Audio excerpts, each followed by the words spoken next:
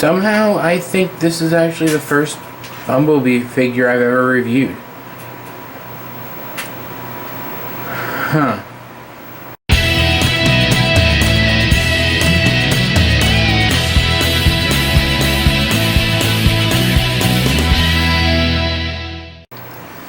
Hey guys, this is AwesomeJohn22 coming at you today with another Transformers review. I know it's been a while, several weeks in fact, since my last review, and I really did intend to get you guys an update video up letting you know why, but my camera continues to astonish me with how many problems it can have considering how new it is.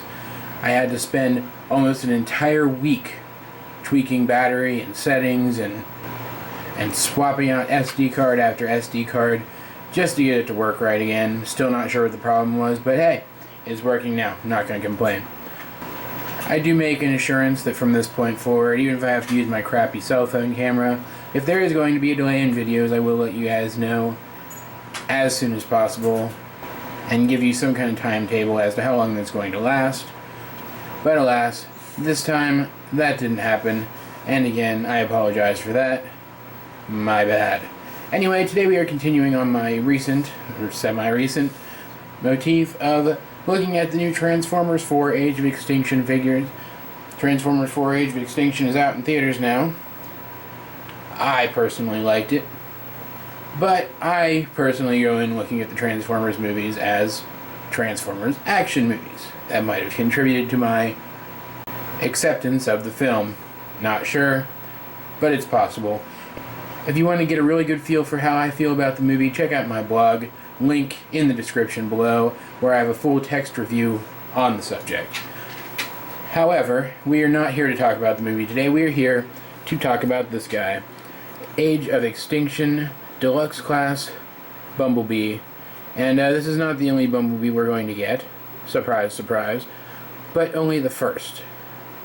As you can see, this Bumblebee has something in common with his stealth mode figures, which we have seen in the past from other lines, in that he is primarily black instead of yellow, at least in his vehicle mode. More yellow shows up in his robot mode here, as you can see, and quite frankly, I really like this Bumblebee figure, and I'm going to try very, very hard during the course of the review to show you guys why. But first, let's get this guy transformed up through the power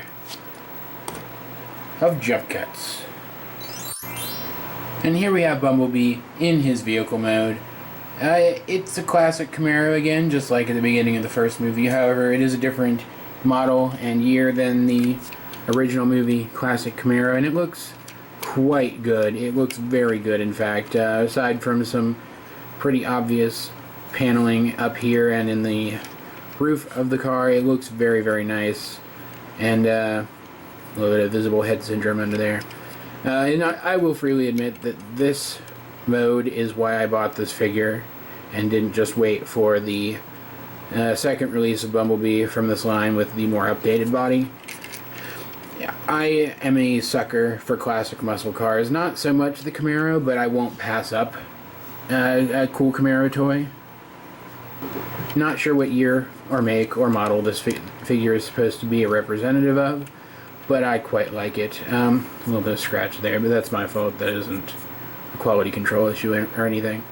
You can see good, a good color black. It's not even quite black. It almost looks like really, really dark brown. Colors do, as I believe I mentioned earlier, kind of mirror the stealth mode Bumblebee, so I will be using that term quite a bit to refer to this figure, because he was kind of stealth mode, I guess, in the movie. Nice, very nice paint here, if it'll focus, with the yellow stripe. It looks very, very, very good painted on there. I wish that were not yellow, though. That bothers me a little bit. Pretty good back here, too. Very, very even. Very nice. Very nice. Again, if it'll focus. And I kind of wish there was a stripe along here to more emphasize the fact that he's Bumblebee, but still very cool, very cool. Autobot symbols. The doors technically do open, though all you see is robot bits in there. Overall, this guy, he looks good in this mode. Very, very good. Despite the fact that he is pretty much just the same Bumblebee we've always seen in terms of his in terms of the contents of the car and the transformation, which you'll see in a moment. No painted rims. I don't know if I mentioned that or not. That does bother me a little bit. There's all kinds of cool riveting and stuff in there, and I wish they were painted, but the wheels do roll very nicely. He is a very nicely designed figure. He's very, very cool. I really, really like him. I wish the windows were a little more opaque so you couldn't see all the robot stuff in there, but for the most part, very, very cool, and I could almost recommend this figure on this mode alone. Getting into the transformation, we're going to start by popping the doors open, and then coming up here and loosening these wheel bits and folding them into place like so. Next, we're going to lower this bit just a little bit to get out of the way. Come back here, split this so that this section is freed up. Just kind of loosening things. You can see it separates from there. Next, we're going to come underneath. We are going to take this missile here and use it to kind of get up underneath this bit and just lift this whole section up. And that is his arms, as you can see. Bring them around like so. You can kind of see where the transformation is going. Like I said, and despite the fact that I haven't done any other Bumblebee reviews, it doesn't mean I don't have other Bumblebee figures. As you can see, this transformation is very similar to past Bumblebees that we have gotten, but that's not necessarily a bad thing, so let's go ahead and continue. Next, we're going to kind of take these flaps and loosen them up, which will allow us to bring this whole section down like so, and split this chest piece so that these chest bits can be folded correctly. Bring his arms down into place like so, which is a little more difficult than it looks like. And, let's see already where we're going with this. My camera is just not focusing today. Next, we're going to take this section. If I can get it to, there we go.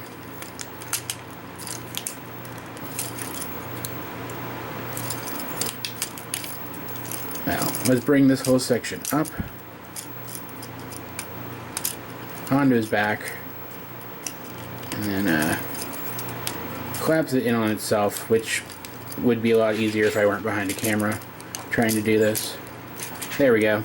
Collapses it on itself, and then just kind of folds up flush with his back like so, as you can see.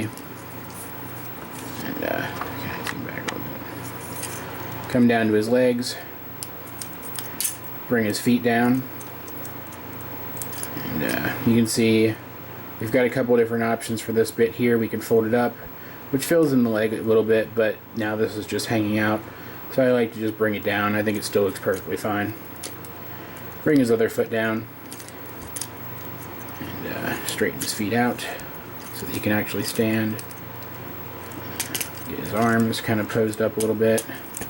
Make sure these flaps are down. These flaps do pop up fairly regularly until you get everything into place, so be kind of careful of those. The connection points aren't super strong, and I'm pretty sure you can just pop them right back on there if they do come loose, but be careful nonetheless. And there we have Bumblebee in his robot mode. And here we have Bumblebee once again in his robot mode, and I really do like this robot mode. It's got this dynamic, big-chested, Superman-y kind of look to it. Very, very cool. A little kibbly on the back, and as with a lot of Bumblebee figures, though you wouldn't know it from my reviews, because as I said earlier, this is, I believe, my first Bumblebee. He is a bit hollow in the back, though. The way his arms are positioned, you really have to search to find that flaw. He looks pretty good. I like him. He's got the wings, the door wings, and the way his transformation works out. His wheels, while his wings sit flush, do seem to move with the wings, which is kind of nifty.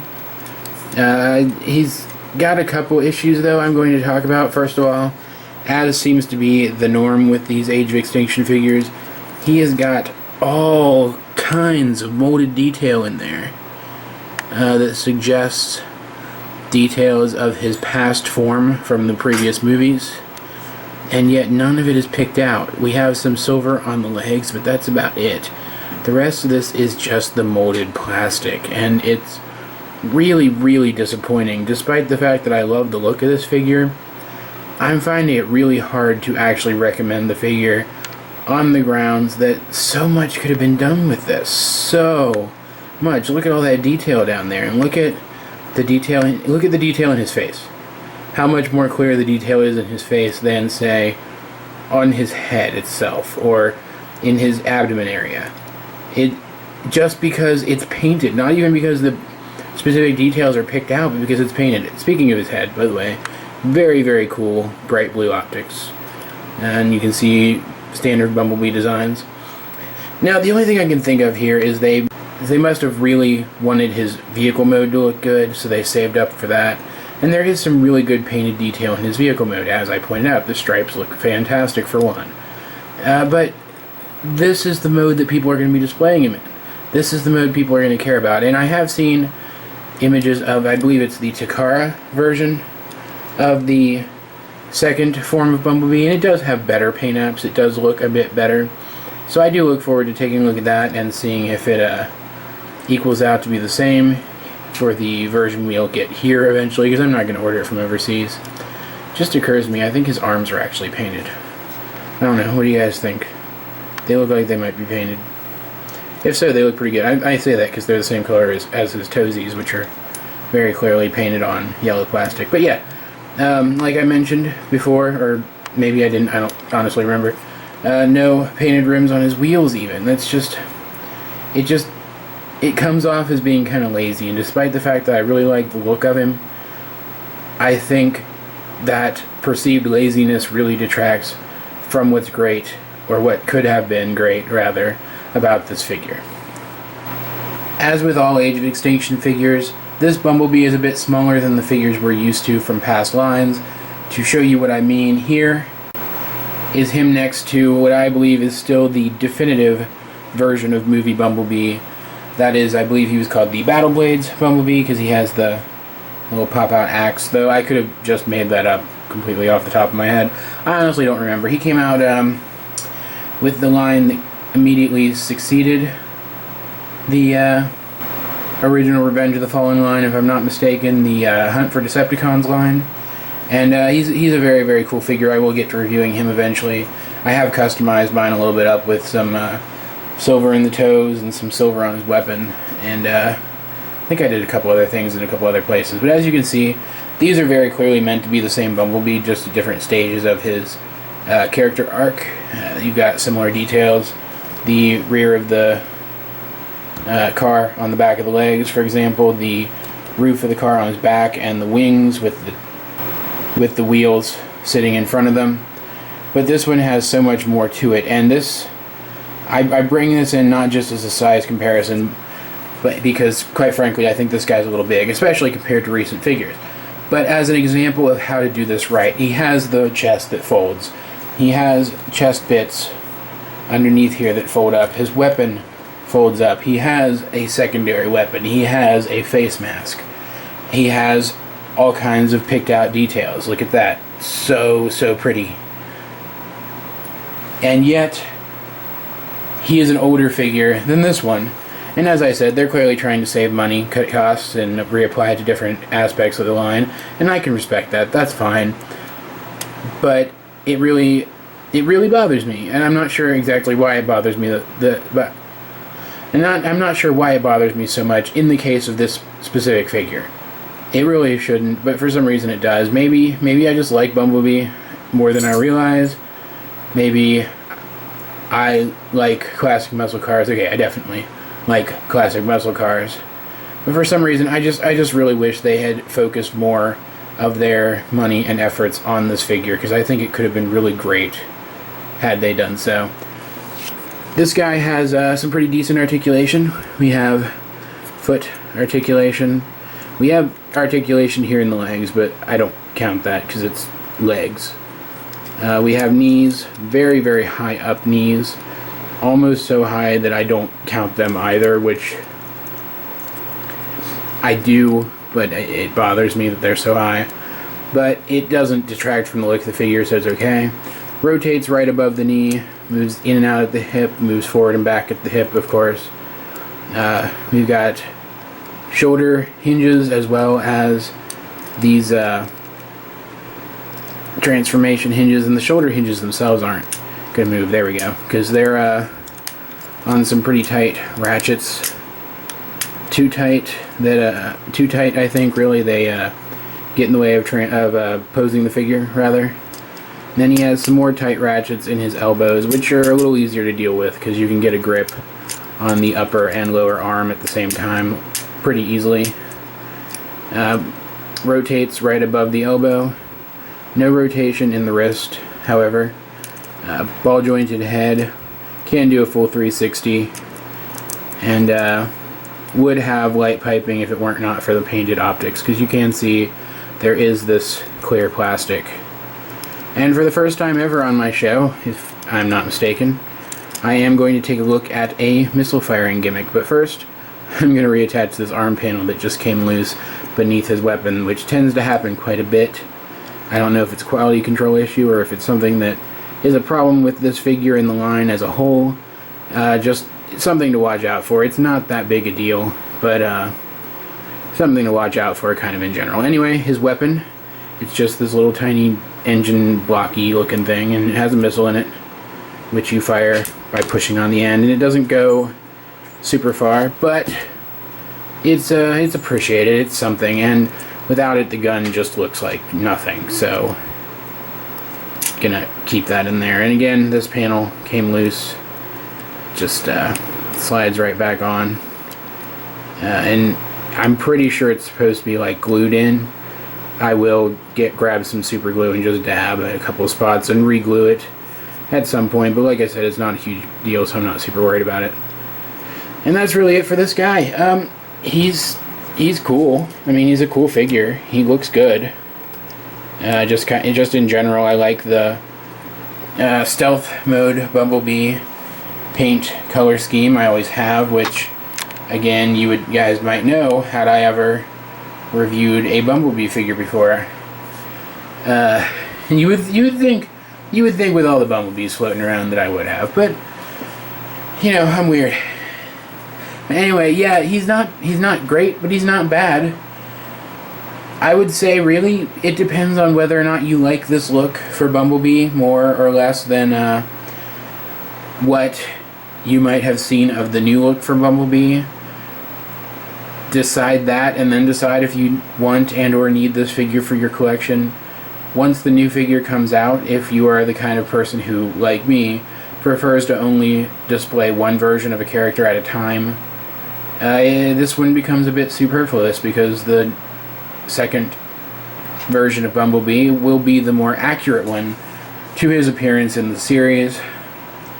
So in terms of recommendation, I say go with your gut. Really, that's how you should handle pretty much everything in your life. You know, you go with what you think is best. But yeah, anyway, like, subscribe, leave a comment down below if you feel so inclined. In the description below, you will find a link to my collections video as well as to my blog. Check those out. If you see anything in that collections video that you would like me to review, let me know and I'll see what I can do. This has been AwesomeJohn22, and I will talk to you guys later.